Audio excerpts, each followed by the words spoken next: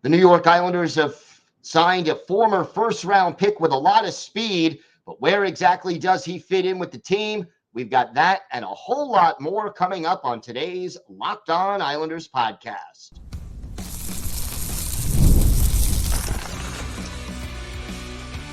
Your Locked On Islanders, your daily podcast on the New York Islanders. Part of the Locked On Podcast Network, your team every day. Welcome, everybody, to the Friday edition of the Locked On Islanders podcast, part of the Locked On Podcast Network, your team every day. I want to thank everybody who makes Locked On Islanders your first listen every day. Don't forget to subscribe on YouTube or wherever you get your podcasts so you never miss an episode. Today's episode is brought to you by Game Time. Download the Game Time app, create an account, and use code LOCKEDONNHL for $20 off your first purchase. Terms apply. We have got a busy show today, but first, if there's something Islanders related on your mind, if you have a question, a comment, maybe a topic you'd like us to discuss on a future episode, email us at lockedonislanders@gmail.com. And if you leave your first name and where you're from, we're happy to mention you on the show when we discuss whatever's on your mind. You could also follow the show on X at Locked On Isles, and you could follow me, Gil Martin, on X at Ice Wars, NYR VSNYI. We'll keep you up to date on all things Islanders all year long during the offseason. That's hirings, firings, trade rumors, free agency, the draft. If it's happening to the New York Islanders, we'll cover it here on the Locked On Islanders podcast. And it's always great to talk a little Islanders hockey with you, game time or anytime. So the Islanders made a signing late Wednesday, kind of Wednesday evening, and it is involving a former first-round draft pick. The Islanders signing center, also can play wing, but naturally a center, Liam Foudy, a former first-round pick, 18th overall by the Columbus Blue Jackets back in 2018. He is 24 years old, won't turn 25 until February, a native of Scarborough, Ontario. And here is a guy who has essentially bounced around a little bit, 6'2", 193 pounds, decent size, and has a lot of speed. I mean, the reason he was a first-round pick, the reason he went 18th overall is his speed. And essentially, he has played 102 NHL games, 12 of them last year with Nashville, the rest all with the Blue Jackets.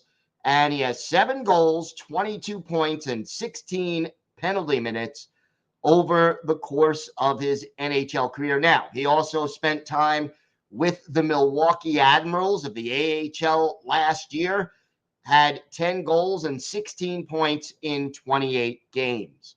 Here is the bottom line with Liam Foudy.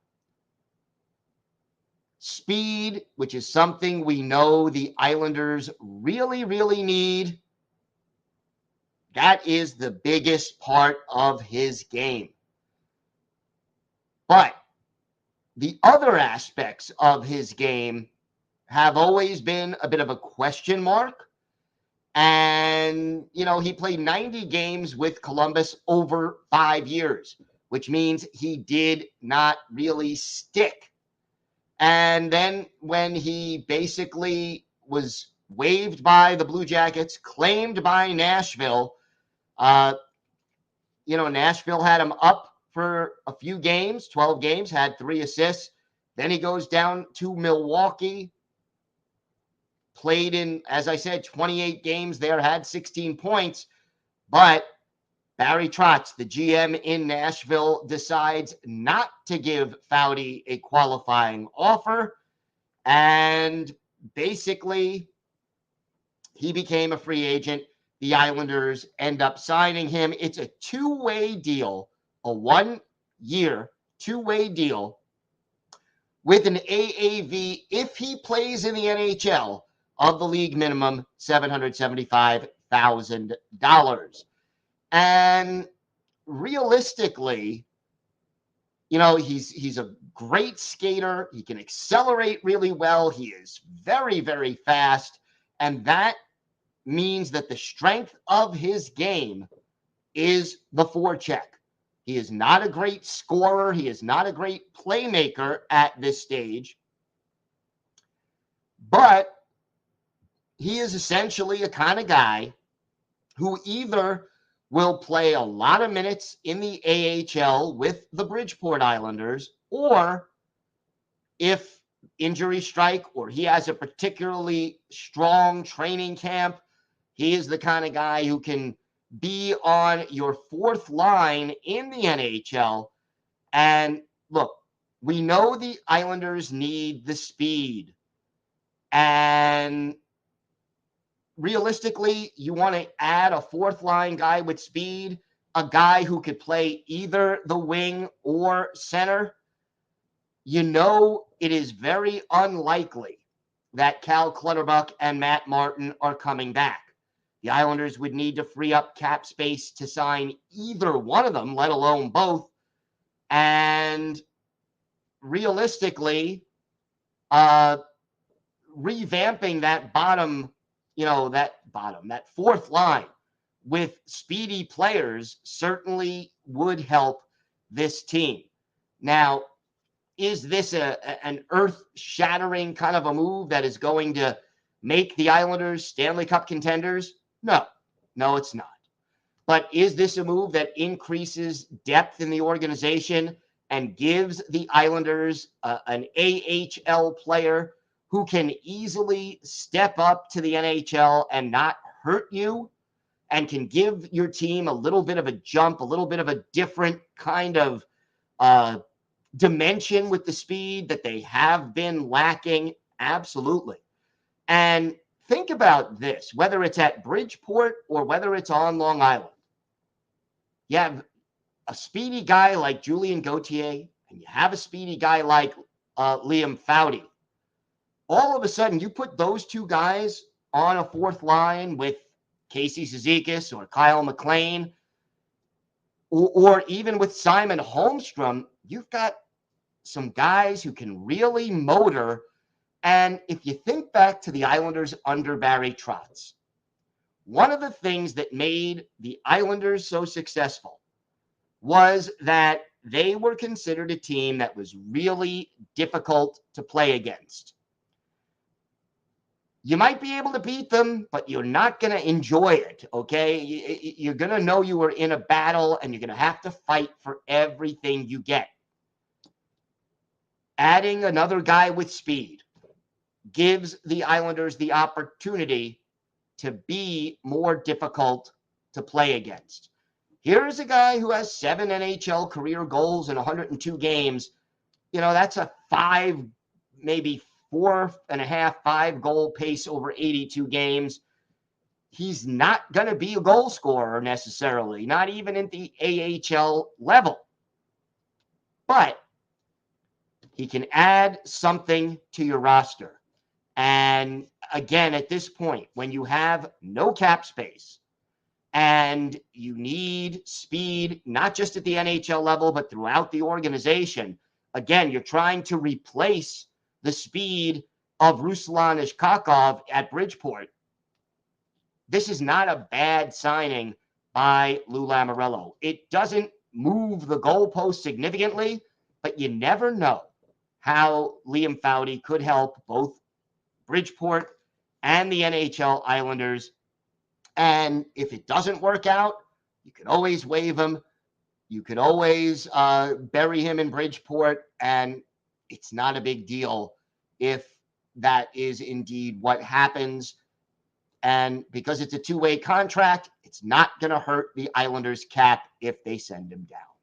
All right, we have got a lot more to get to on today's show. The Fisherman Jersey, it's not dead yet. It has been revived. We're going to talk about that.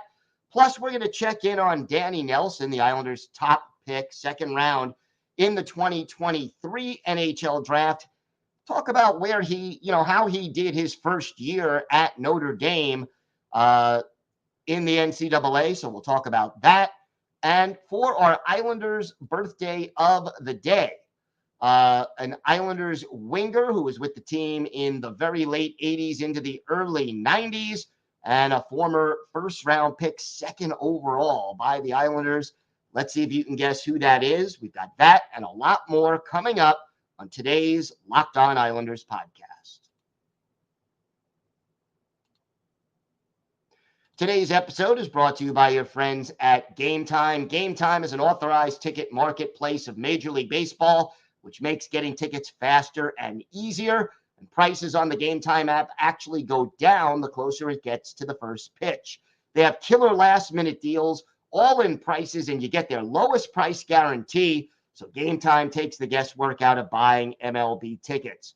My personal favorite aspect of the Game Time app, you go on the app, and you can get a panoramic view from your seat before you purchase the tickets. That way you know exactly what to expect when you arrive.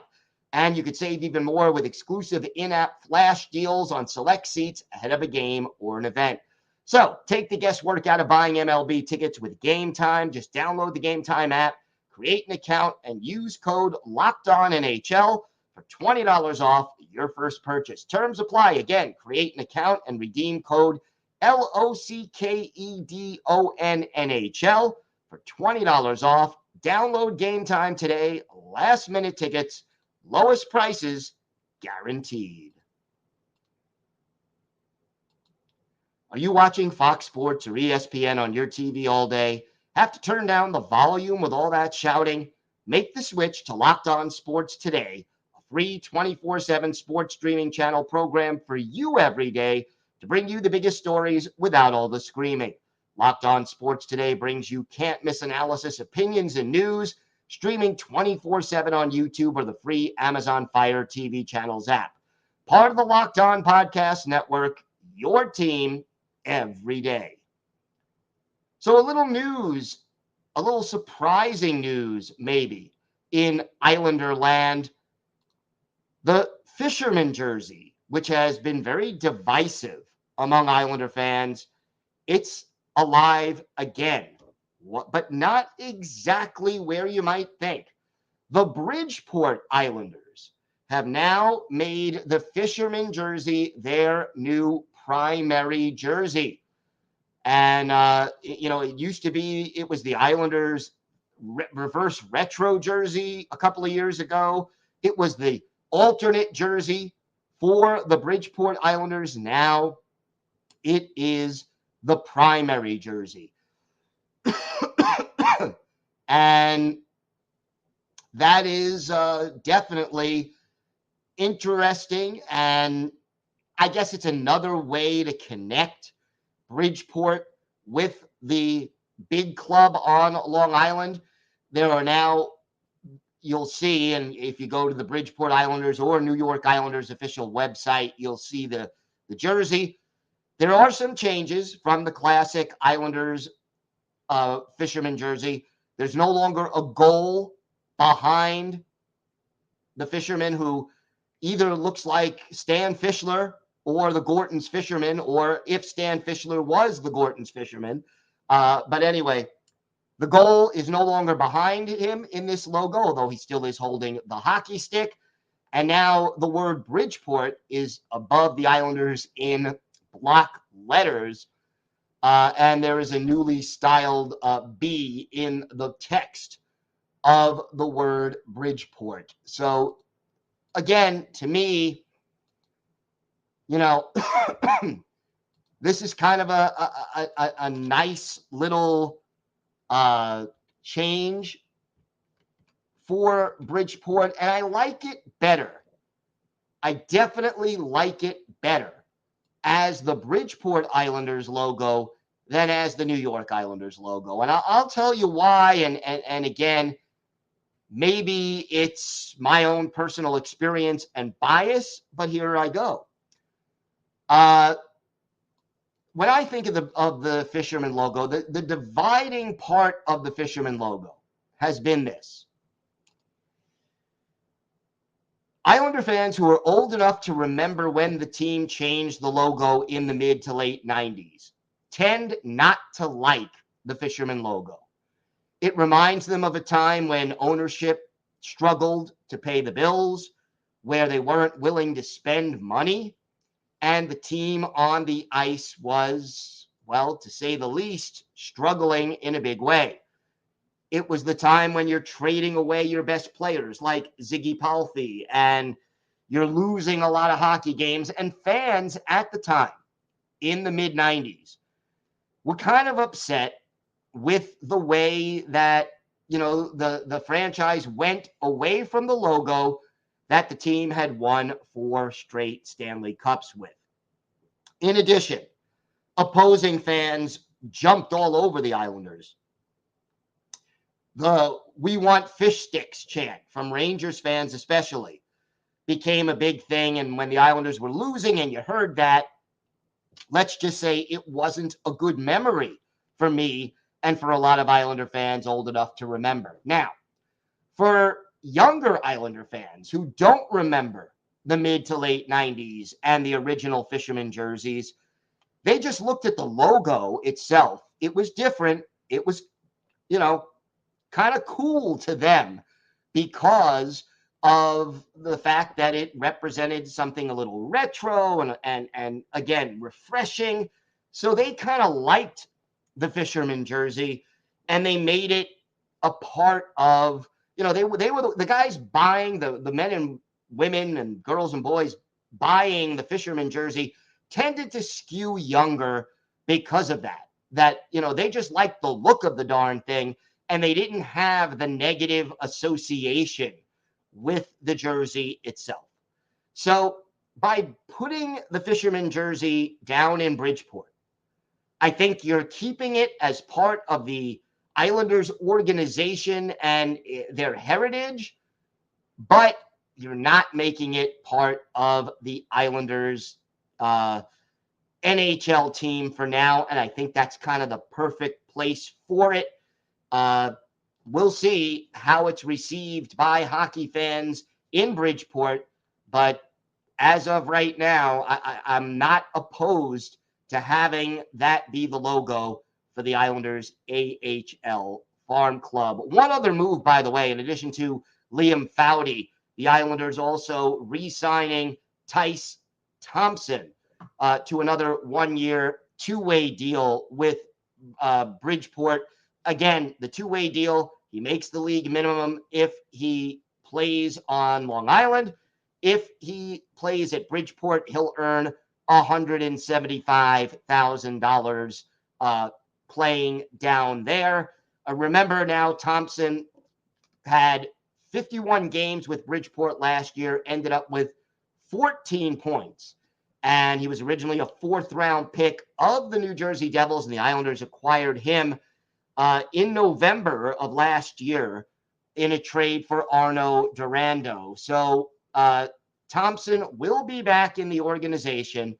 And again, to me, a guy who could steady things in the AHL, and if you need someone called up for a game or two who's not going to hurt you, Tyce Thompson, while not my first choice, certainly could fill that role and give the New York Islanders a temporary short-term boost. I do not view him at this stage in his career as an NHL prospect. So again, these are great little moves or good little moves for the organization. But Tyce Thompson, 24, will turn actually 25 today. So he's turning 25. Not a prospect at this stage. He's played 11 NHL games, 1 assist in those games. It came in 2021 with the Devils. And yes, he played 3 years with Providence College in Hockey East. So 2 signings by the Islanders that will almost certainly affect Bridgeport and may, in some small way or slightly bigger way, depending on how things break, have an impact on the big club at some point during the season. All right, we have got more to get to on today's show. We talked a lot about this year's draft, and we have more coverage coming of the players the Islanders selected this year. But what about last year's top pick, the second rounder, Danny Nelson? How did he do his first year at Notre Dame? We're going to talk about that and a whole lot more, including our Islanders' birthday of the day, next on today's Locked On Islanders podcast.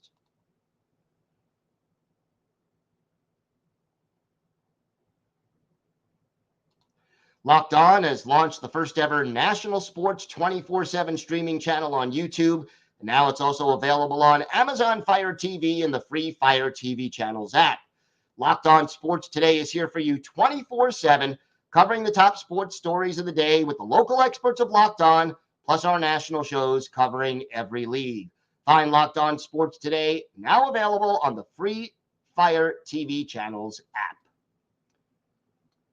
So let's talk a little bit about Danny Nelson. Now, you may remember Danny Nelson was the Islanders' top pick, not first round, because the Islanders did not have a first round pick in 2023, but Danny Nelson was their first round pick, a center, left-handed shot born in Maple Grove, Minnesota. Islanders like their Minnesota guys. 6'3", 202, and a lot of scouts had projected Nelson to be somewhere in the late first round. He ended up lasting until the 49th overall pick, and the Islanders grabbed him there. Here is a kid who is going to turn 19 on August 3rd and spent last year basically with the Fighting Irish of Notre Dame in the Big Ten College Hockey Conference. And, you know, the big concern was his consistency, which sometimes you need a little maturity to get. And, again, that old bugaboo, the lack of speed. And Notre Dame was not a great team last year. They finished with a 15-19-2 record. But one thing that was true, Danny Nelson had a solid freshman year, and he was kind of a two-way center. Played really well in his own zone, knew what to do when he didn't have the puck, and that is certainly something the Islanders, Patrick Waugh, Lou Lamoriello value. And, you know, he was really solid in his own end at preventing opposing forwards from setting up in the proper position and making them work. You also saw him at the World Juniors last year being one of the better defensive forwards for Team USA. Now, at Notre Dame, he played in 30 games, had 9 goals, 14 assists, and was a +5 on a team with a losing record. 32 penalty minutes. That was another concern. Took a lot of minor penalties.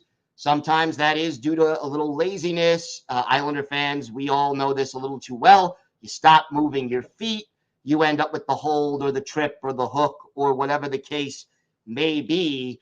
But again, you got to figure at the age of 18, playing at the next level after playing for the U.S. National Development Team, these are the kind of things that Danny Nelson hopefully works on as he continues his career with the Fighting Irish down in South Bend. So overall, a solid first year for Danny Nelson. Got the experience at the World Juniors under 20 championships. Had a good year at Notre Dame for a, mediocre hockey team. And just overall, you got to be pleased with his initial progress. And, look, it doesn't look at this point like Danny Nelson is going to be a big goal scorer at the NHL level. But if he's a middle six forward or even a third or fourth line forward who really plays solid defense and can add 15 to 20 goals a year, I would take that at this point from an Islanders team that before Cole Yzerman was selected, Danny Nelson was considered by most experts to be the number one prospect in the Islanders prospect pool. So we'll continue to keep an eye on him, and hopefully he will continue his development. Another season at Notre Dame, then maybe does he come to Bridgeport? Does he try to sign a professional contract? Again, these are all things we're going to learn over the course of the next year or so. And we'll always be keeping an eye on Danny Nelson and all of the New York Islanders' top prospects. Time now for our Islanders' birthday of the day. And, Thursday was the 53rd birthday of former Islanders winger Dave Chizowski. The native of Edmonton, 6'1", 200 pounds, second overall pick, first round by the Islanders in 1989. Made his NHL debut with the Islanders in 89-90, played in 34 games, had 8 goals, 14 points, and 45 penalty minutes. That next season, he went up to 56 games, which was his career high in the NHL, but only had 5 goals and 14 points.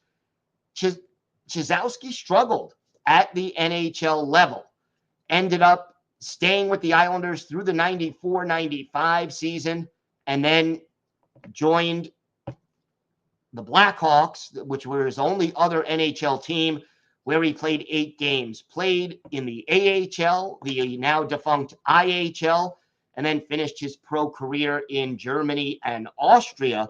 Actually played through 2006-2007, only 126 career NHL games, 15 goals, 31 points, and 144 penalty minutes. He did play 2 playoff games for the Islanders in 1994, a playoff series that Islander fans would certainly like to forget, and did not have a point. He went on to coach a little bit in the WHL and BCHL, but his teams really struggled, and he stopped coaching after the 2021-2022 season. One of his better games as an Islander, well, a memorable one for sure. October 24th, 1989, at the Nassau Veterans Memorial Coliseum, the Edmonton Oilers, the visiting team here, and no Wayne Gretzky at this point, but a lot of talented players still with Edmonton. And in this game, the goalies, Bill Ranford for the Oilers, Glenn Healy in between the pipes for the Islanders. And our Islanders' birthday of the day, Dave Chizowski, he got the scoring started with a power play goal in the final minute of the opening period. Pat Flatley and Jeff Norton with the assist. That made it 1-0 Islanders. Goals by Pat LaFontaine and Brad Lauer gave the Isles a 3-1 lead, but third period goals by Yari Curry and Martin Jelena tied the game at 3-3, and that's how it ended for Dave Chizowski. He had a goal. He had 5 shots on goal. The goal did come on the power play, and the 5 shots on goal tied him with Pat LaFontaine for the team lead in a game that was 28 shots for Edmonton and 27 for the Islanders, and fittingly it ended in a 3-3 tie. So Dave Chizowski is our Islanders' birthday of the day. I want to thank everyone for making Locked On Islanders your first listen every day. Everydayers will be back on Monday with all the latest Islanders news, notes, and happenings. So make sure you join us for that. Have a great weekend, everybody. Stay safe. And of course, let's go Islanders.